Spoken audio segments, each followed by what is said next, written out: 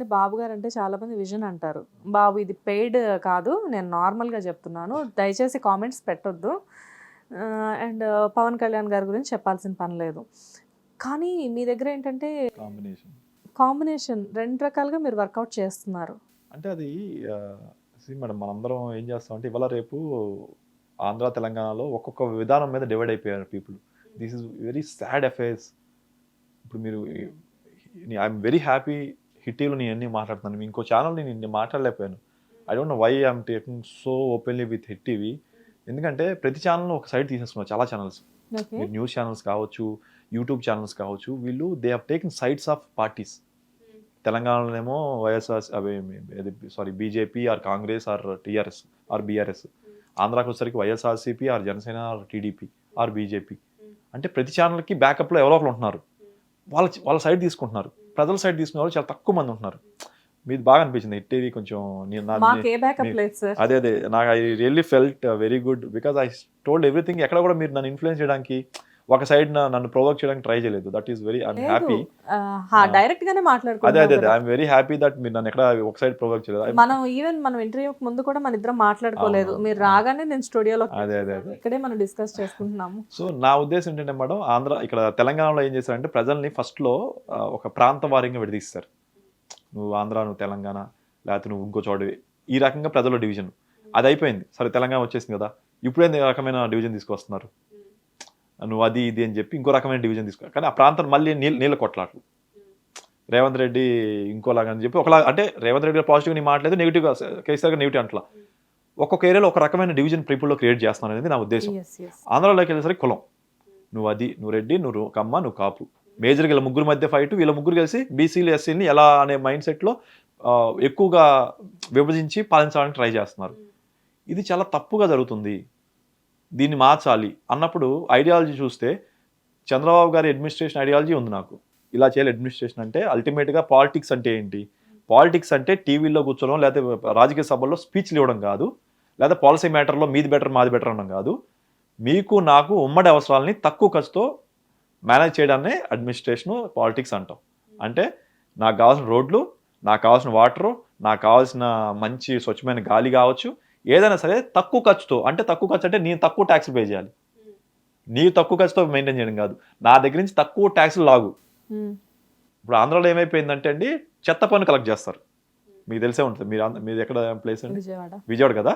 ఆంధ్రాలో చెత్త పన్ను కలెక్ట్ చేస్తున్నారండి. చెత్త పన్ను అసలు ఇంతకుముందు లేదు. ఇంతవరకు అసెంబ్లీలో అడగలేదు ఎవరు కూడా. నాకు చాలా బాధేస్తుంది. ప్రాపర్టీ ట్యాక్స్ అనేది ఉంటుంది. మీకు సొంత ఇల్లు ఉంటే మీరు ఎవ్రీ ఇయర్ ప్రాపర్టీ ట్యాక్స్ కడతాం. ప్రాపర్టీ ట్యాక్స్ ఎందుకు కడతాం అంటే అది చెత్త కోసమే కడతాం మనం. చెత్త పన్ను ఉండదు మరి సపరేట్గా. Property tax is nothing but maintaining by Hyderabad అయితే జిహెచ్ఎంసీ అంటాం మనం, విజయవాడలో అయితే విజయవాడ మున్సిపల్ కార్పొరేషన్ విఎంసీ అంటాం, హైదరాబాద్లో గ్రేటర్ హైదరాబాద్ మున్సిపల్ కార్పొరేషన్ అంటాం. మీరు ప్రాపర్టీ ట్యాక్స్ హైదరాబాద్లో మన ఫ్లాట్కి ప్రాపర్టీ ట్యాక్స్ కడతాం. దేనికి కడుతున్నాం? మనం కొన్న ఫ్లాట్ రిజిస్ట్రేషన్ ఛార్జెస్ కట్టాం.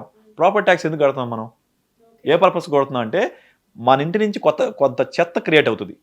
అది తీసుకెళ్ళి వాళ్ళు డంప్ చేయాలి, ప్రాసెస్ చేయాలి. కాబట్టి దాన్ని ఇండైరెక్ట్ గా ప్రాపర్టీ ట్యాక్స్ కైండ్ ఆఫ్ వేలో మంత్లీ డబ్బులు ఇస్తున్నాం ఆల్రెడీ. ఎక్కడ ఇస్తున్నారు? హైదరాబాద్ లో మీరు మంత్లీ ఎవరు? హైదరాబాద్ లో ప్రాపర్టీ ట్యాక్స్ కడతారు మీరు. హైదరాబాద్ లో చెత్త ట్యాక్స్ ఏడ ఉంది? లేదు సార్, మామూలుగా మీరు వాళ్ళు రోడ్ సైడ్ వాళ్ళకి బ్రైబ్ ఎత్తున్నారు. ఏది వాళ్ళందరూ ఏంటంటే చెత్త తీసుకెళ్లే వాళ్ళకి వాళ్ళు అడుగుతా ఉంటారు, సార్ ఛాయ్ అని అంటా ఉంటే వాళ్ళు ఒక్కొక్క ఇంటికి ఒక 100 రూపాయలు ఛార్జ్ చేస్తున్నారు. అది అఫీషియల్ కాదు. ఆంధ్రాలో అఫీషియల్ కలెక్ట్ చేస్తున్నారు చెత్త ట్యాక్స్. నేనేమంటానంటే అడ్మినిస్ట్రేషన్ చేసేవాళ్ళు ఇది ఎందుకు, ఒక పెద్ద వాళ్ళు ఎందుకు మెయింటైన్, చిన్న వాళ్ళ గురించి మనలాంటి సామాన్య గురించి మెయింటైన్ చెక్ చేయట్లేదు అసెంబ్లీలో. నువ్వు ప్రాపర్టీ ట్యాక్స్ కలెక్ట్ చేస్తున్నప్పుడు చెత్త పన్ను ఎలా వేస్తావు అనేది ఇది ఇల్లీగల్ అని ఒక్కళ్ళు కూడా రేజ్ చేయలేదండి. అది ఎందుకు జరుగుతుందనేది నాకు తెలియదు. ఇలాంటివన్నీ అంటే నాకు ఈ 2 రకాలుగా, ఒకటి పవన్ కళ్యాణ్ గారి యొక్క ఆ క్వశ్చనింగ్ యాటిట్యూడ్ ఉంది, ఇంకో పక్క అడ్మినిస్ట్రేషన్లో ఇలా చేయాలని ఉంది. Rare combination. I'm happy. అంటే నాకు కూడా ఉంటుంది, కానీ ఇంకా బెటర్గా చేసి ఉండాలి, ఇంకా బెటర్ చేయాలని నేను కూడా ఆ పాత్ వేసుకుంటున్నాను. ఇప్పుడు మీలా స్పీకర్ గురించి చెప్పుకుంటున్నాను, వెళ్ళి మాట్లాడతాను. అవకాశం వచ్చిన రోజు I should able to display my abilities. ఇలాంటి గొప్ప పన్నుల గురించి, ట్యాక్సుల గురించి మీలాంటి గొప్ప వాళ్ళకే తెలుస్తుంది. మేము గొప్ప ఏం కాదు మేడం, నేను నార్మల్ గొప్ప అని అనట్లేదు, కానీ ఎక్స్పీరియన్స్ ఉంది, ఎక్స్పోజర్ ఉంది, అందువల్ల ఐ కెన్ సే 100%. ఆ ఎక్స్పోజర్ మాకు కూడా మీరు ఎక్స్పోజ్ చేస్తుంటే మాకు కూడా అంతా చాలా కొత్తగా ఉంది యాక్చువల్గా.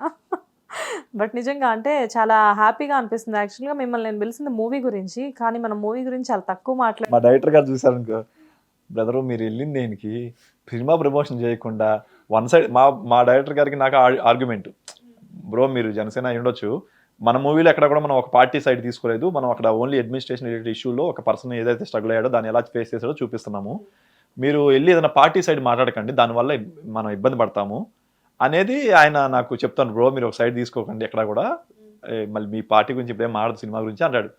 ఎలా ఉంటాం, మన నేచర్ ఏదైతే ఉందో అది బయటకు వస్తుంది కదండి. లోపల ఏదుంటే అది రావాలి అంటే నష్టపోయాం కదా అని చెప్పి మనం మొన్నదే మాడలేకపోతే ఇంకా అది ఇక దానిలో జెన్యూనిటీ ఎక్కడ ఉంటుంది. కానీ చాలా బాగుంది, ఎందుకంటే మూవీ గురించనే మనం స్టార్ట్ చేసినప్పటికీ కూడా మీరు మాట్లాడే ప్రతి వర్డ్, అంటే ఆ మాట్లాడే తీరు కానివ్వండి, చాలా మీలో ఉన్న జెన్యూనిటీని బయటకు చూపిస్తుంది. At the same time me vision కూడా బాగా కనబడుతుంది మాకు కూడా. అంటే లైక్ మంచి విజన్ ఉంది మీకు, అంటే ఫ్యూచర్లో ఒక మంచి పొలిటీషియన్కి ఉండాల్సిన లక్షణాలన్నీ ఉన్నాయి, ఓపెన్గా ఒక మాటలో చెప్పాలి అంటే. I will not become a good politician madam, that is for sure. ఇంత హానెస్ట్గా ఉంటే నీ పనికిరాను, ఐఎమ్ షూర్ ఫర్ ఇట్, నిజంగా. నేను I'm telling you with experience. మీరే చెప్పేస్తున్నారు. ఎందుకంటే నాకు ఈ పొలిటికల్ ఎక్స్పీరియన్స్ కోసం అని చెప్పి మాకు ఐసీఐ అని హైదరాబాద్లో సీఏ ఎలక్షన్స్ ఉంటాయి, నేను దాంట్లో పార్టిసిపేట్ చేశాను. మాకు ఇక్కడ 10,000 మంది సీఏలు ఉంటారు హైదరాబాద్ మొత్తం రిజిస్ట్రేషన్లు. అక్కడ ఓటింగ్ ఆ రోజు 2 రోజులు, ఒక 1 day 2 days పెడతారు ఓటింగ్. ఆ రోజుకి నాకు 4,000 నుంచి 5,000 మెంబర్స్ ఉంటారు, మేము ఒక 30 మంది పార్టిసిపేట్ చేస్తాం. అందులో ఒక 7 or 8 సెలెక్ట్ అవుతారు ఫైనల్గా. నేను పోటీ చేసినప్పుడు 7 people ఉన్నారు, నేను ఆ 33లో నా ప్లేస్ 8th వచ్చింది. అంత ఫైట్ ఇచ్చాను కానీ ఓడిపోయా, ఇంకొక 10 ఓట్లు ఉంటే నేను గెలిచేవాడిని. అప్పుడు నాకు ఎక్స్పీరియన్స్ అయ్యాను, నాకు మైండ్ సెట్ అర్థమైంది. నేనేమో స్ట్రైట్గా ఇప్పుడు నా కులం వాళ్ళు కొంతమంది నన్ను ఓన్ చేసుకోవడానికి ట్రై చేశారు. బోస్గాడు ఏంద్ర భలే డిఫరెంట్గా సినిమాలో ఉన్నాడు, రాజకీయాల్లో ఉన్నాడు అని చెప్పి కొంతమంది నన్ను ఓన్ చేసుకుని ట్రై చేస్తే, నేను కూడా పవన్ కళ్యాణ్ కదా నేను అడిగాను, నీ కులం వాడే నేను ఎప్పుడు చెప్పానా, నువ్వు నాకు ఎందుకు నన్ను ఓన్ చేసుకుంటున్నావు, నీ ఓటు అడిగాను నేను అని ఇట్లా కొంచెం దురుసుగా సమాధానం చెప్పాను. నేను చెప్పకుండా రాల్సింది, అవసరం ఏముంది వదిలేయాల్సింది. కానీ వాళ్ళు ఎప్పుడైతే ఓన్ చేసుకుంటే నువ్వు నా పనితనం చూడు, నీ బాగా చేయగల నా విజన్ డాక్యుమెంట్ ఇచ్చాం కదా, దాంట్లో ఏం చేద్దాం అనుకుంటున్నాను నెక్స్ట్ 4-3 years అని చెప్పి ఇచ్చాను, దాంట్లో బట్టి చేయొచ్చు కదా అన్న. వీడికి బాగా పొగర్రా, వీడికి బలుపు చాలా ఉంది అని చెప్పి కొంతమంది బాయ్కాట్ చేశారని నాకు తర్వాత తెలిసింది. తర్వాత రియలైజ్ అయ్యారా? నేను రియలైజ్ అవ్వాలా, నాకు చెప్పారు. ఓకే, బట్ నాకు ఎవరు లాస్ అండి అది. ఈ రోజు నా దగ్గర బాస్ జాబ్స్ అన్న స్టార్ట్అప్ ఉంది, ఈ రోజు డేట్లో 20 crores వాల్యుయేషన్. అదంతా నేను ఫ్రీగా చేద్దాం అనుకున్నా CA ఫ్రాటర్నిటీకి. నన్ను అక్కడ ఓడించేసరికి దాన్ని నేను ఒక బిజినెస్ మోడల్ కింద క్రియేట్ చేస్తున్నా ఇక్కడ. నేను ఇప్పుడు దాని మీద నేను దాని మీద ఒక 1.5 crore ఖర్చు పెట్టా లాస్ట్ 3 ఏళ్ళ నుంచి ఖర్చు పెట్టా. కానీ ఈ రోజు అది ఎలా అయిపోయిందంటే 20 crores వాల్యుయేషన్ వచ్చింది. ఎనీ టైం అది can make 100 crores valuation any time, అంత వర్త్ ఉంది దాంట్లో.